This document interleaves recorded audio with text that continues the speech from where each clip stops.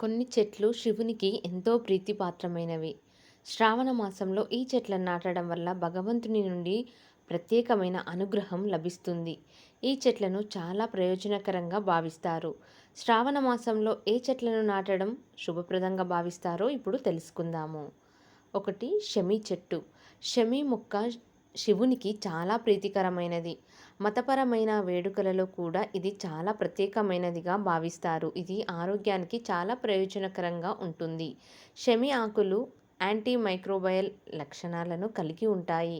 శివుడికి షమీ ఆకులను సమర్పించడం వల్ల వారు సంతోషంగా ఉంటారు అని భావిస్తారు. రావి చెట్టు. రావి చెట్టును భారతీయ సంస్కృతిలో చాలా సంవత్సరాలుగా పూజిస్తున్నారు. ఈ చెట్టును చాలా పవిత్రంగా భావిస్తారు.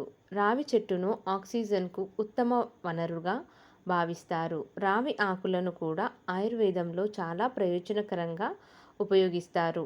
అటువంటి పరిస్థితులలో శ్రావణ మాసంలో ఎక్కడో ఒకచోట రావి చెట్టును మనము నాటడం వల్ల అనేక ప్రయోజనాలు కలుగుతాయి. ఇంకొకటి అరటి చెట్టు.